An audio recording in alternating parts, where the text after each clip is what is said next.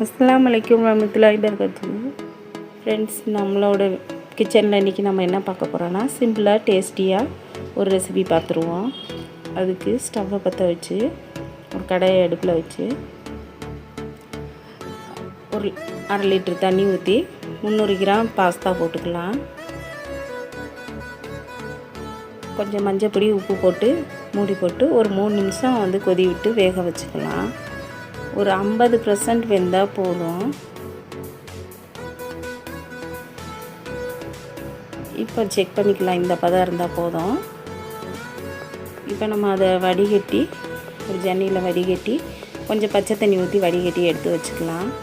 திரும்ப ஸ்டவ்வை பற்ற வச்சு கடாயை வச்சு ஆயில் சேர்த்துக்கலாம். 2 பெரிய வெங்காயத்தை பொடிசாக கட் பண்ணி வச்சுருக்கேன், அதை சேர்த்துக்கலாம். ஒரு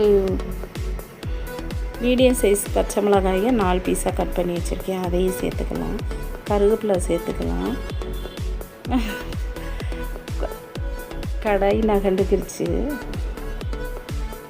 இப்போ ஒரு குடமிளகாய் பாதியாக நறுக்கி வச்சுருக்கேன், அதையும் சேர்த்துக்கலாம்.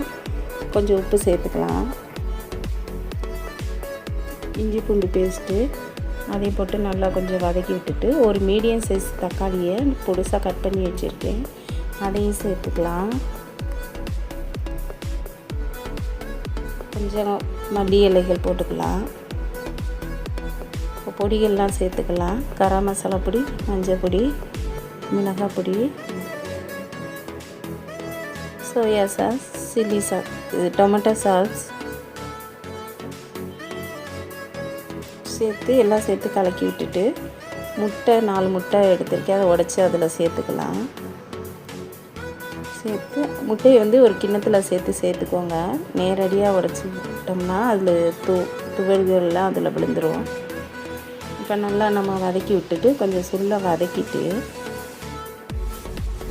இப்போ நம்ம அந்த பாஸ்தாவை வடிகட்டி வச்சுக்க பாஸ்தா தண்ணியெல்லாம் வடிகட்டின பிறகு அதில் சேர்த்து நல்லா வதக்கிக்கலாம்.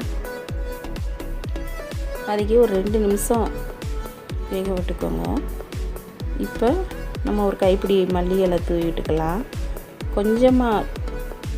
கொஞ்சமாக டொமேட்டோ சாஸும் சேர்த்துக்கலாம். சேர்த்து நல்லா கிளறி எடுத்துக்கலாம்.